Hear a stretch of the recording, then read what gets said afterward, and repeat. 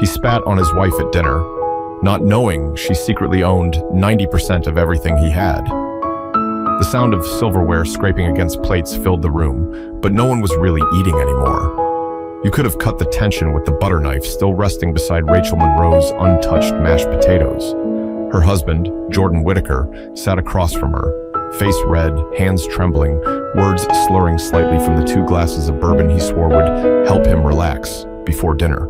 It was supposed to be a peaceful family gathering, a simple meal at his parents' home in Nashville, Tennessee, filled with laughter, stories, and maybe a few jokes that went too far. But what happened that night would be remembered by everyone sitting at that table for all the wrong reasons. Jordan leaned back in his chair, smirking as his father, Howard Whitaker, bragged about the family legacy. He went on and on about how proud he was of their company, Whitaker Technologies, claiming it was built from generations of hard work. Rachel stayed quiet, hands folded neatly in her lap, eyes calm but sharp. She'd learned long ago that in this house, silence was safer than honesty, especially when the family's ego filled the air thicker than the smell of roasted turkey. "See, Rachel," Howard said, raising his glass toward her, "it's not easy keeping a company alive these days. Takes guts, takes men who know what they're doing." There it was, the little jab hiding behind a smile, the one she'd heard 100 times before. She smiled back politely. "You're right, Mr. Whitaker. It does take guts. And strategy." Before she could finish, Jordan interrupted with a mocking laugh. "Strategy? Babe, don't act like you know how to run a company. You handle the office decor, not the numbers." The table chuckled, except for Rachel. Her eyes flickered just for a second, but she stayed composed.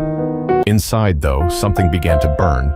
She'd been the one staying up till 3 a.m. balancing those numbers. She'd been the one negotiating contracts, saving the company from bankruptcy when Jordan's impulsive deals nearly sank it 3 years ago. But he didn't know that, or maybe he just couldn't admit it. His mother, Linda Whitaker, gave a small, satisfied grin and placed her manicured hand over Jordan's. "He's right, dear. You've done wonderfully as a wife. Supporting your husband, that's no small thing." Rachel's jaw tightened, but she forced herself to smile again. "Thank you, Mrs. Whitaker." The conversation rolled on, but the air had shifted. You could feel it, like everyone knew a storm was coming but pretended not to see the clouds forming right above them. Jordan kept drinking. The more he drank, the looser his tongue became. He started talking about how some people get lucky, and how certain folks wouldn't have half what they do without his family's name attached. Every word was a needle. Rachel had always been patient, always calm. But when Jordan brought up her background, how she should be grateful to have been brought into this world of opportunity, the needles turned to knives. Her voice stayed level. "You mean the world I helped build?" The laughter died instantly. His father's fork clinked against his plate. Linda's smile faded. Jordan blinked, clearly caught off guard. "What's that supposed to mean?" he said, his tone sharp, challenging. Rachel leaned forward slightly. "I'm just saying, Jordan, maybe you shouldn't forget who kept things running when everything almost collapsed." He stared at her for a long moment. Then slowly, a sneer crept across his face. "You think you did that? You?" He stood up, his chair scraping loudly against the floor. The room went silent. He pointed his finger at her, shaking his head. "You wouldn't have anything if it weren't for me. Don't you dare act like you made this family what it is." Rachel didn't flinch. "You're right. I didn't make this family. But I did save your company." His lips twitched. He stepped closer. Everyone froze. And then it happened. So fast, no one could stop it. Jordan spat right in her face. Linda gasped. Howard dropped his fork. The only sound left was the echo of Rachel's slow, steady breath. She didn't cry. She didn't yell. She just sat there, wiping her face with her napkin, calm, controlled. The kind of calm that makes everyone else in the room suddenly realize how wrong they are. She looked him dead in the eyes. "You just made the biggest mistake of your life." But no one at that table knew just how right she was. At least, not yet. But before we get to that moment of reckoning, let's go back. Back to the days before that dinner, when the cracks in their marriage started showing in small, quiet ways that no one wanted to admit. 3 days before that disastrous dinner, the Whitaker house in Franklin, Tennessee, looked picture perfect from the outside. A white porch wrapped around the front, flowers trimmed just right, and a black Mercedes gleaming in the driveway. But inside that house, things were breaking in ways no one could see. Rachel sat in her home office, laptop open, glasses sliding down her nose. She was reviewing the latest quarterly numbers for Whitaker Technologies, numbers that looked good, too good, considering the chaos she'd cleaned up behind the scenes. Jordan had taken a massive risk months earlier, investing in a side project that nearly bled the company dry. But Rachel had quietly pulled it back from the edge, rerouted funds, called in favors, and closed 2 major contracts without taking credit. Her phone buzzed. Jordan again. "Hey babe," his voice drawled through the speaker. "You ready for dinner with my parents this weekend?" "I'll be ready," she said softly, eyes still on her screen. "You sure about this though?" "Your mom didn't seem too thrilled last time," he chuckled. "She's just old-fashioned. She'll come around. Besides, you've been doing great at work. This is a good time to show them everything's fine." Rachel looked up from the laptop. "Everything's fine," she repeated. "Jordan, we haven't been fine in months." There was silence on the line, then a scoff. "You're being dramatic. We're fine. You're just stressed." She took a slow breath. "I'm not stressed. I'm tired, Jordan. I'm tired of pretending like we're equals when you treat me like I'm just your assistant." He didn't respond right away. When he finally spoke, his tone was flat. "You're my wife, Rachel. Don't make this about ego." She almost laughed. "My ego? You mean the one I used to fix your business problems?" He hung up. That was how most of their arguments ended lately, with silence. The kind of silence that seeps into everything, turning the air heavy. Later that night, Rachel sat on the back porch, listening to the distant sounds of cars on the highway. She thought about how things used to be, back when Jordan was still kind, back when they were just 2 dreamers, working out of a cramped apartment, sharing takeout, and planning to take over the world together. But success changed him, or maybe it revealed him. When the company started making money, Jordan became someone else, louder, prouder, and crueler. He'd interrupt her during meetings, take credit for her strategies, and remind her in subtle ways that it was his family's company. The next morning, she got a call from Thomas Reed, the company's CFO, and one of the few people who truly respected her. "Rachel, we need to talk," he said.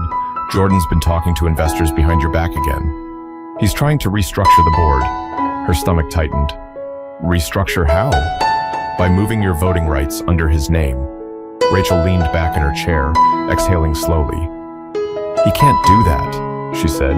"Not legally." "I know. But he doesn't think you'll fight back. He's assuming you'll stay quiet like always." She didn't respond for a moment. She looked out the window, watching the wind stir the trees. "Thanks, Tom. I'll handle it." She hung up, grabbed her bag, and walked straight into the office that morning. The receptionist greeted her with a nervous smile. Everyone knew Rachel was the one who actually ran things, but Jordan liked to act like she was helping out. He'd even changed her title on the website from CEO to operations consultant, saying it sounded friendlier. As she walked past his office, she heard laughter. Jordan was on speakerphone with one of his buddies. "Nah, man, she's got her name on the paperwork, but come on. You think I'd let my wife run my company? Please." Her steps slowed. Her throat felt tight, but her voice stayed calm when she said, "Good morning, Jordan." He turned, startled. "Hey, babe. I was just talking business?" she said, eyebrows raised. He grinned, clearly embarrassed. "Yeah, just some harmless jokes." Rachel smiled faintly. "Right, harmless." She walked into her own office, closed the door, and stared at the framed certificates on her wall. Proof of her degrees, her credentials, her years of experience. She'd earned everything she had. She'd built it with her own hands. But in this marriage, she was treated like decoration. She knew then that the dinner that weekend wouldn't just be another awkward family meal. It would be a test of patience, of restraint, of self-worth. And deep down, she also knew, if things went wrong this time, she wouldn't keep pretending. But before that fateful evening, Rachel still had to walk into the lion's den, the Whitaker family home, where politeness was just another way of hiding judgment. Saturday evening came faster than Rachel expected. The November air in Franklin, Tennessee had that dry chill that seeps into your skin, the kind that makes even polite smiles feel frozen. As Jordan drove, he kept drumming his fingers against the steering wheel, nervous, impatient. He hadn't said much all day, just short comments and sighs between phone calls. Rachel stared out the passenger window, her reflection faintly visible in the glass. Her hair was neatly styled, her makeup subtle, her dress, a simple navy blue, professional yet soft. She'd chosen it carefully, hoping it would make her look approachable, as Jordan's mother once suggested. The irony wasn't lost on her. When they pulled up to the Whitaker estate, the house looked like something out of a lifestyle magazine. Brick exterior, long driveway lined with oak trees, a porch lit with warm yellow lights. It looked inviting, but Rachel knew better. The house had never really felt welcoming. Jordan parked and adjusted his tie. "All right," he said, glancing at her. "Let's just keep tonight light, okay? No business talk, no tension, just family." Rachel tilted her head. "No tension? You sure you can manage that?" He gave her a quick look. "Don't start, Rachel. Please. Not tonight." She didn't reply. She just took a deep breath, stepped out of the car, and followed him up the walkway. Linda Whitaker opened the door before they even reached the porch. "Oh, you're here," she said, her tone flat, but pretending to be cheerful. "Jordan, sweetheart, come in. Rachel, hi." Rachel smiled politely. "It's nice to see you, Mrs. Whitaker." Linda gave a short nod, her eyes scanning Rachel from head to toe, the way some people do when they're looking for flaws they can't quite find. Inside, the dining room was already set. The long oak table gleamed under the chandelier.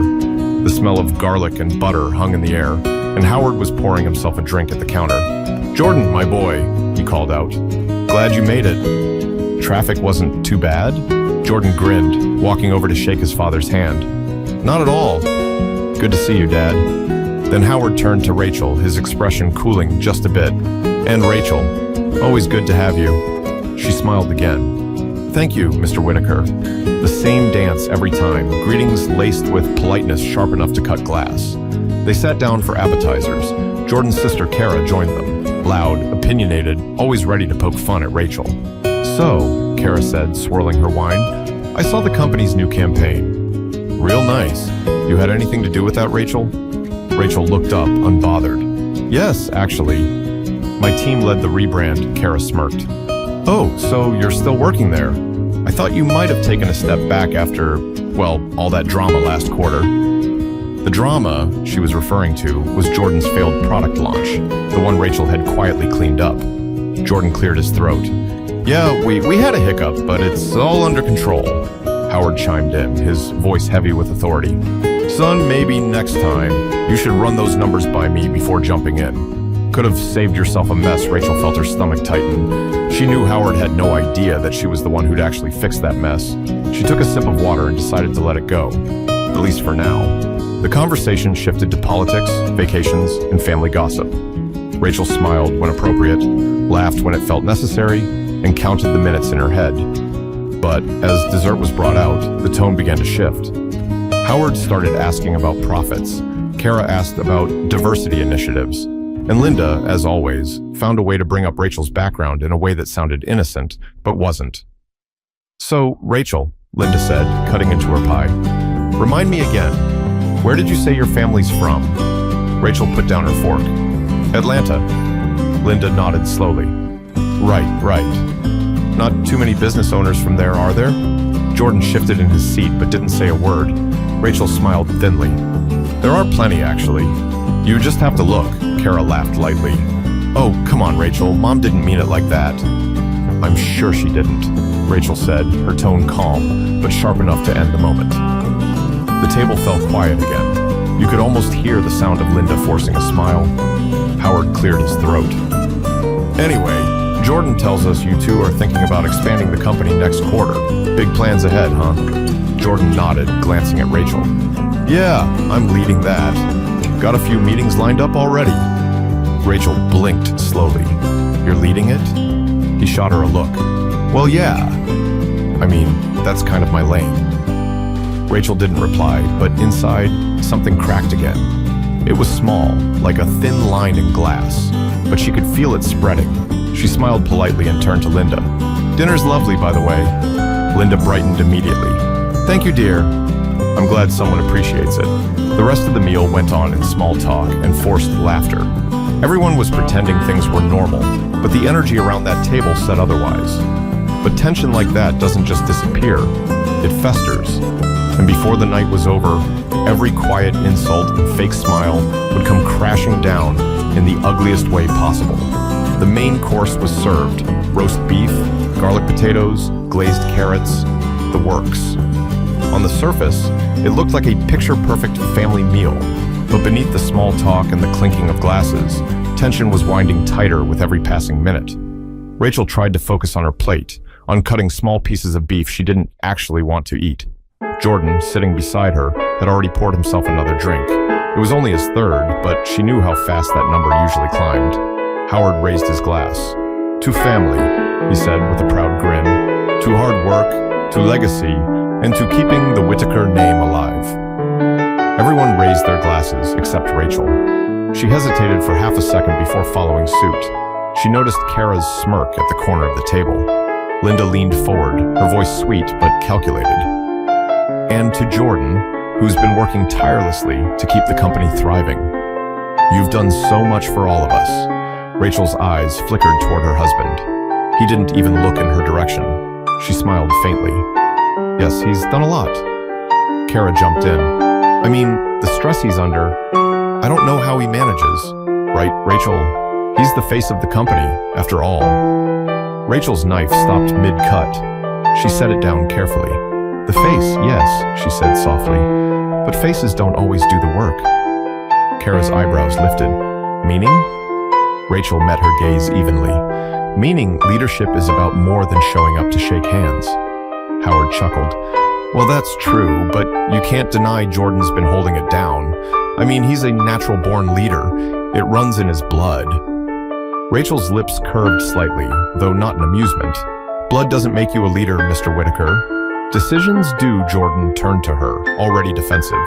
"Rachel, come on, don't start." She looked at him calmly. "I'm not starting anything, Jordan. Just answering a question." The air tightened. Linda shifted uncomfortably. "You know, dear," she began, "it's important to know your place in a family business. Sometimes the best thing we can do is support from the sidelines." Rachel folded her napkin neatly on her lap. "I appreciate that, Mrs. Whitaker. Though I prefer boardrooms to sidelines." Kara nearly choked on her drink. "Boardrooms? That's cute." Rachel tilted her head. "Cute?" "Yeah," Kara said, laughing lightly. "I mean, it's great that you're involved and all, but come on. This is the Whitaker family company. You're just..." She paused, choosing her words carefully. "Part of the support team, right?" Jordan didn't say a word. He stared at his plate, avoiding eye contact. Rachel's smile didn't waver. That's one way to look at it. Linda reached for the gravy boat, as if trying to move past the moment. "Well, we're just grateful for your help, Rachel." It's so rare to find someone so dedicated to their husband's vision. Rachel's voice was quiet but firm. "You mean our vision?" The table fell silent again. Even Howard looked unsure of how to respond. Jordan finally spoke, his tone sharp. "Rachel, they're just being polite. Don't twist everything into some kind of fight." "I'm not fighting," she said, meeting his eyes. "I'm just clarifying." He scoffed and leaned back in his chair. "You always have to have the last word, don't you?" She didn't answer. She just looked at him, the kind of look that said she'd already seen the ending before the story even began. Howard cleared his throat again, clearly uncomfortable. "All right, let's not ruin dinner. We've had enough drama this year," but Kara wasn't done. "Speaking of drama," she said, smirking, "I heard there was some kind of shakeup at the company. Something about Jordan almost losing a major client?" Jordan stiffened. "It was handled." Rachel's voice was calm. "Yes, I handled it." Kara blinked. "Oh, you did?" Rachel nodded. "Yes, the client wanted transparency and accountability, so I gave them both. It's amazing what happens when people feel respected." Howard frowned. "Wait, you handled it?" "I thought Jordan said he closed that deal." Rachel's eyes didn't leave her plate. "He signed the contract." "I just made sure there was still a contract to sign." Jordan slammed his fork down. Rachel, that's enough. She looked up, unbothered. Enough of what? The truth. His voice rose. You're embarrassing me. Then maybe stop doing things worth being embarrassed about, she replied, steady as a heartbeat. The room went still. Kara's smirk disappeared. Linda's face turned pale. Jordan's chest heaved. He glanced at his parents, then back at Rachel. You don't know when to stop, do you? Rachel's voice dropped lower. Not when I'm being disrespected in my own home, or your family's. Howard tried to defuse it. All right, both of you. Let's not do this here. But it was too late. Jordan's pride had already taken the hit. He glared at Rachel, then took a long drink of bourbon, as if swallowing his rage would somehow make it disappear. Rachel stayed quiet. Her face was calm, her hands still, but inside she felt something click into place. A line had been crossed, but pride has a way of turning small cracks into earthquakes, and Jordan's next move would shake that table to its core. It started small, just another sarcastic comment, the kind that usually rolled off Rachel's back. But this time, something in Jordan's tone cut deeper. See, that's your problem, Rachel, he said, leaning back in his chair, his voice thick from the bourbon. You always think you're smarter than everyone else. Rachel's fork paused halfway to her mouth. No, she said quietly. I just don't like pretending. He laughed, but there was no humor in it. Pretending? Pretending about what? Howard and Linda exchanged worried looks. Kara leaned forward, eager for drama. About this marriage, Rachel said evenly. About this family. About this company, Jordan's face darkened. You've lost your mind, he snapped. This family took you in. My parents treated you like one of their own. Rachel turned her gaze toward Linda and Howard. Did they? She asked, not raising her voice. Because I can't remember a single dinner where I wasn't reminded I didn't belong here. Linda gasped softly. Rachel, that's not fair. It's honest, Rachel interrupted. You don't have to like it, but it's true. Jordan slammed his hand on the table, silverware rattling. Watch your tone. Her expression didn't change. Or what, Jordan? He pointed at her. You're crossing the line. I crossed the line? She said, her tone still calm. After you sat here and let your family talk to me like I was some charity case? His face twisted. Don't turn this on me. Rachel tilted her head slightly. Why not? It's the truth. You married me because I made you look good, because you wanted to prove to your family that you could be different. But deep down, you're just like them, comfortable as long as I stay beneath you. The words hit him hard.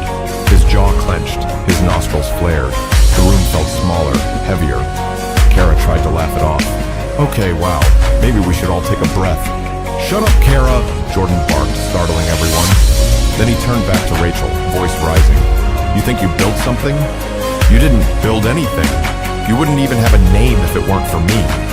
Rachel's tone never broke. You mean the name I kept out of bankruptcy twice? That was it. Jordan's control snapped. He pushed his chair back and stood, looming over her. Don't disrespect me in my parents' house, he growled. Rachel met his eyes without flinching. Then don't disrespect me in yours. He was breathing hard now, chest heaving, eyes wild. You think you're untouchable, huh? You think just because you have a fancy degree, you can talk down to me?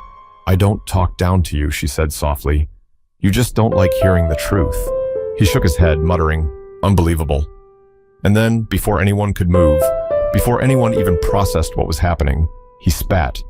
It landed across her cheek, sliding down her skin in slow motion. The sound that followed wasn't a gasp. It was silence. Heavy. Electric. Linda's hand flew to her mouth. Kara froze. Even Howard, who had seen his share of ugly moments, looked horrified. Rachel didn't move at first. She just blinked once, slowly, as if her brain needed a moment to catch up to what had just happened. Then she reached for her napkin, wiped her face with quiet precision, and laid it neatly beside her plate. She didn't yell. She didn't cry. She just looked up at him with eyes so steady it made him flinch. Are you done? She asked. Jordan took a half step back, realizing too late how far he'd gone. Rachel, She stood, smoothing her dress, her movements controlled and deliberate. You're not sorry, she said. You're embarrassed. There's a difference. Rachel, please. Linda whispered, her voice trembling. Let's just calm down. Rachel turned to her. I am calm. Maybe that's what's scaring everyone. Howard tried to stand, but she raised a hand lightly. No, Mr. Whitaker. Stay seated. I'm only going to say this once. She looked around the table, at the faces that had spent years underestimating her, mocking her behind polite smiles. Then her eyes returned to her husband. You think this company, this house, this life belongs to you, she said slowly. But you don't even know what you own anymore. Jordan frowned. What are you talking about? She took a deep breath, her voice steady as stone. You want to humiliate me?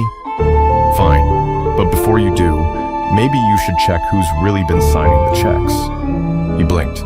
What? Rachel's tone sharpened. You don't remember? The last time you went behind my back to restructure the board, you left your proxy signature on the transfer forms. And since you didn't read what you were signing, Howard's eyes widened. Rachel, what did you do? I didn't do anything, she said calmly. He did. He gave me 90% ownership of Whitaker Technologies. The words dropped like a stone into water. The silence that followed was thick, stunned, unreal. Jordan's face went pale. You're lying. Am I? She asked, reaching into her purse and pulling out a small envelope. She slid it across the table. Board confirmation letter. You signed it yourself. Howard opened the envelope with trembling hands. His eyes scanned the document, and then he looked up, completely speechless. Linda's voice cracked. 90%? Rachel nodded. Every dollar you make, every contract you brag about, every car in your garage, it all traces back to me. Jordan's mouth opened, but no words came out. Rachel stepped back from the table, her voice low and even. You spit on me to prove you were in control. Now you know what control really looks like. She turned and walked toward the door. No yelling, no scene, just quiet power in motion. At the door, she paused and looked over her shoulder. You wanted to make me feel small, but you just made yourself disappear. And with that, she walked out into the night, leaving the house, the company, and their broken pride behind her. But the story didn't end there, because sometimes the silence after the storm is when the real damage finally sinks in. And that was only beginning to happen for the Whitaker family. The drive back home was silent, not because Rachel didn't have words, but because she'd spent years using them. And now they no longer mattered. Some things didn't need noise. Some victories were meant to echo in silence. She parked her car in front of her house, sat there for a long moment, and finally exhaled. Her reflection stared back at her in the window, composed, steady, unshaken. She wasn't broken, not even close. She was free. Back at the Whitaker home, chaos had taken her place.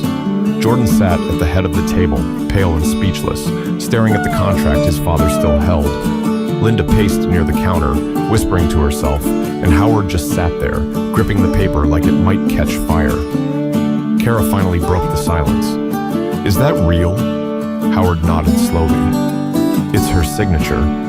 And yours, Jordan showed. Jordan rubbed his forehead. No. That's impossible. She can't. She wouldn't. Linda's voice shook. She did. You gave her control. You signed it. Jordan's hands trembled. She tricked me. Howard slammed his palm on the table. She didn't trick you, son. You tricked yourself. You've been walking around like you own everything, but you didn't even read your own paperwork. Kara muttered under her breath. Guess she's not just decoration after all. Linda shot her a look, but even she couldn't hide the sting of truth in that statement. Jordan stood abruptly, knocking over his chair. I'm going to fix this. I'll call the board first thing Monday. Howard leaned back, shaking his head. You can't fix arrogance with a phone call. Meanwhile, across town, Rachel was sitting in her office again. The soft light from her desk lamp fell across stacks of documents, real ones, signed and sealed, proof of everything she'd built, everything she'd earned. Her phone buzzed. It was Thomas Reed, her CFO. He didn't even wait for her to say hello. Rachel, I just got word. The Whitakers found out? Yes, she said, tonight. He whistled softly. How'd it go? She smiled faintly. As expected, loud, then quiet. Thomas laughed under his breath. You sure you're all right? I'm fine, she said. It's strange. thought I'd feel angry or relieved, but I just feel done. There was a pause. Then he said, "You did what you had to do." "I did what he forced me to," she replied. "I warned him. I gave him chances. But you can't teach respect to someone who confuses power with ownership." Thomas's voice softened. "What now?" Rachel leaned back, staring out the window. "Now I run my company.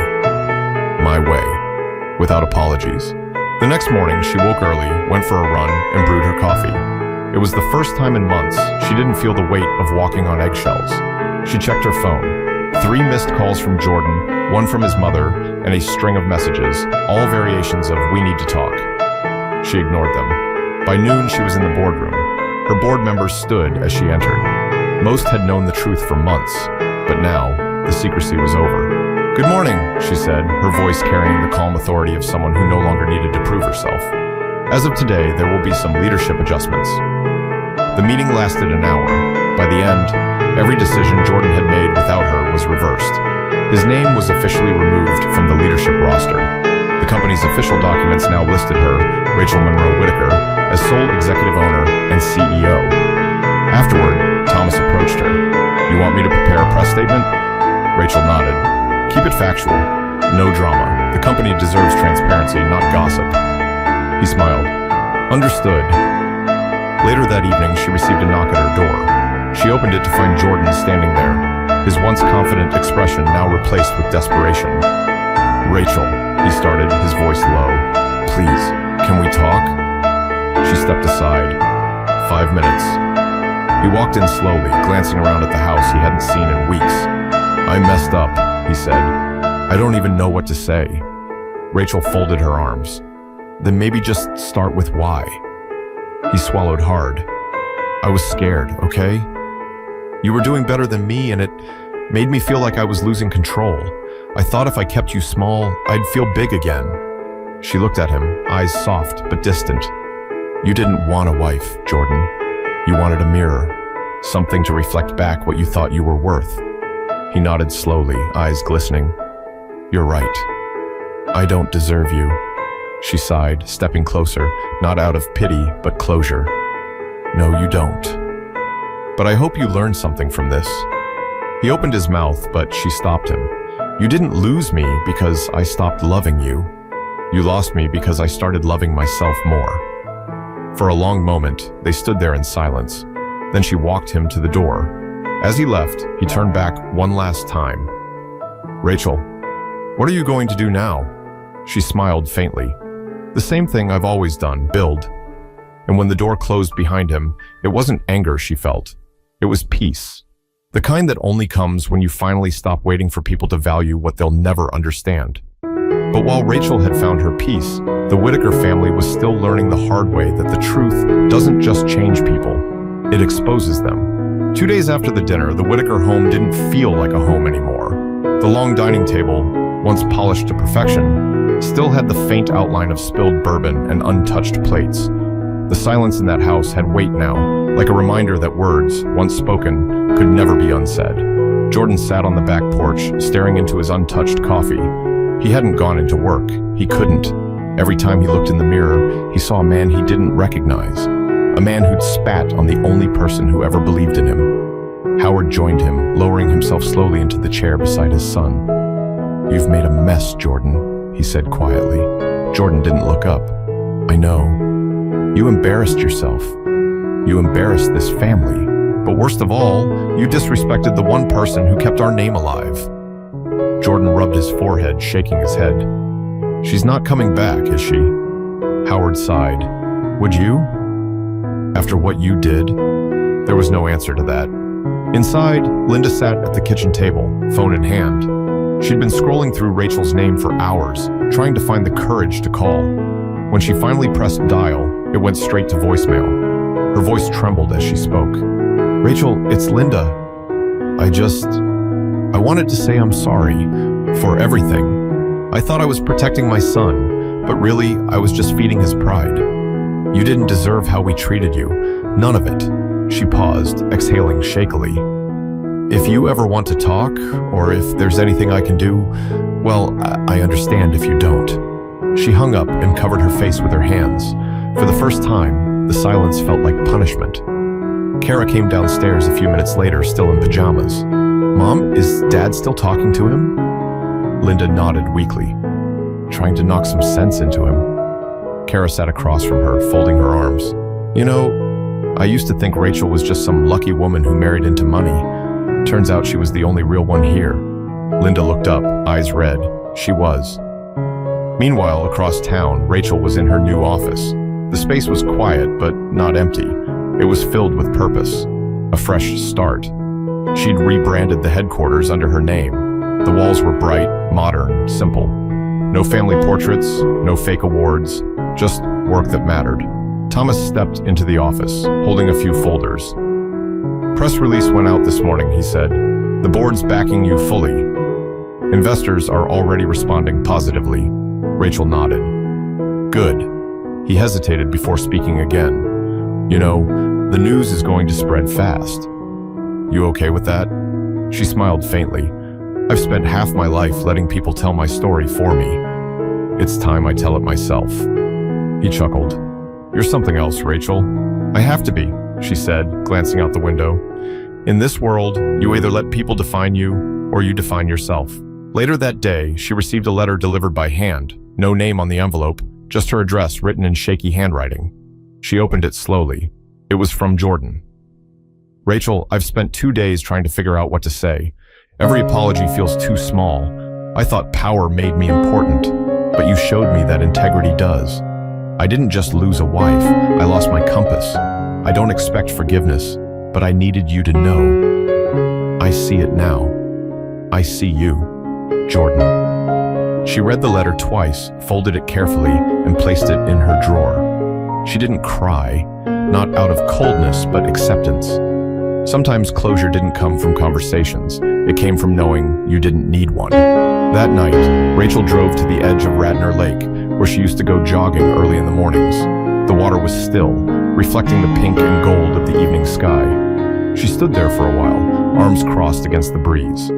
She thought about the years she'd spent shrinking herself to make others comfortable, about the countless times she'd smiled through insults, stayed quiet during disrespect, and tried to fix people who didn't want to change. Then she thought about the dinner, the silence after he spat on her, the way she'd felt when she stood up, not weak, not humiliated, but clear. For the first time in years, she had seen herself fully. Thomas's voice from earlier echoed in her mind. You did what you had to do. And maybe that was true. Sometimes walking away wasn't about pride, it was about peace. As the sun dipped lower, Rachel whispered to herself, never again. Back at the Whitaker house, the family's conversations grew shorter with each passing day.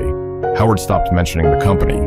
Linda avoided dinner altogether. Kara moved out. And Jordan, well, he sat alone most nights, staring at his phone, reading that bored confirmation letter over and over until he could no longer deny the truth.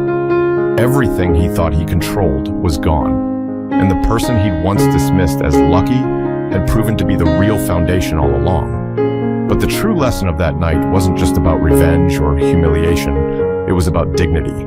The kind of quiet strength that doesn't need an audience to be powerful. A week later, the world had already started talking.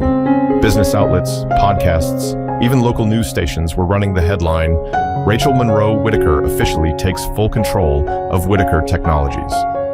The photos showed her standing outside the company's main building, poised, professional, eyes forward. No bitterness, no arrogance, just quiet confidence. Rachel didn't care for the noise. She didn't post statements or clap back at critics online. She didn't even mention what happened at the dinner table, because she didn't need to. The truth had already spoken for itself. That morning, she sat at a small cafe downtown, sipping her coffee, dressed casually in jeans and a soft sweater. The waiter, an older man with kind eyes, recognized her from the news. You're that lady who runs the tech company now, right? He asked.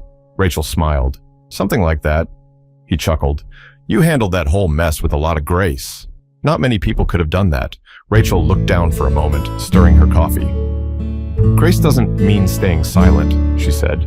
It just means choosing your peace over someone else's chaos. The man nodded. That's wisdom right there. When he walked away, Rachel leaned back in her chair, letting the morning sunlight hit her face. For the first time in a long while, she felt light.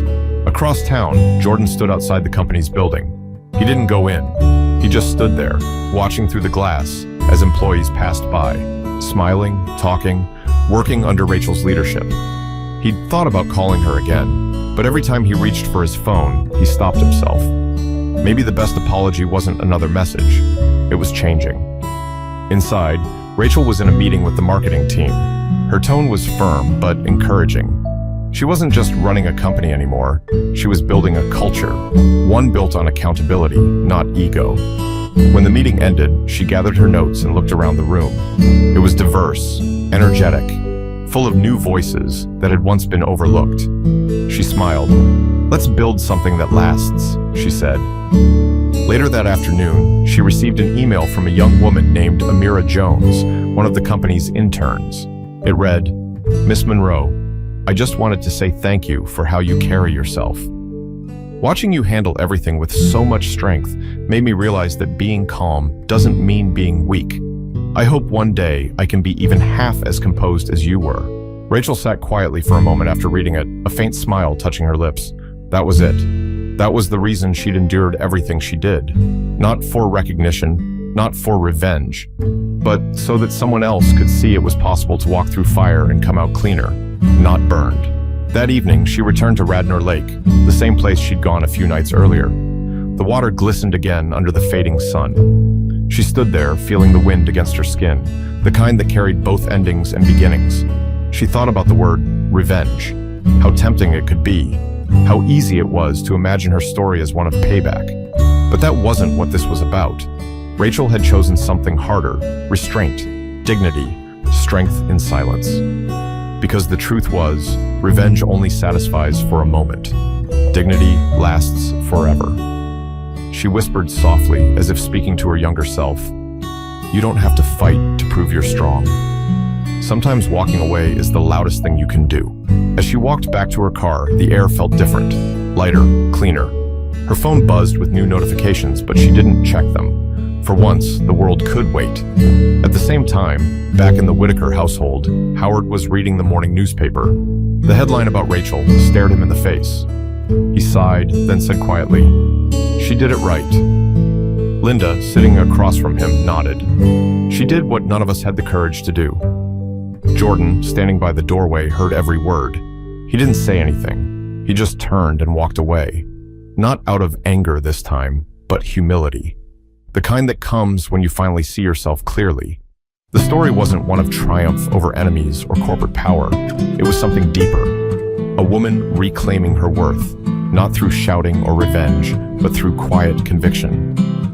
Because real strength isn't about proving people wrong. It's about never letting them convince you that you were wrong for being who you are. Rachel's voice echoed in her head as she drove home that night, steady, sure, complete. She had built her own peace, her own legacy, and her own name. And for the first time in her life, that was more than enough. Never let anyone make you feel small in spaces you helped build. When people try to take your worth, don't waste your energy fighting for their approval. Walk in your truth. Respect yourself enough to leave the table where love, honor, and equality are no longer served. Because dignity isn't loud, it's steady. It doesn't shout. It simply stands, and the world learns to listen.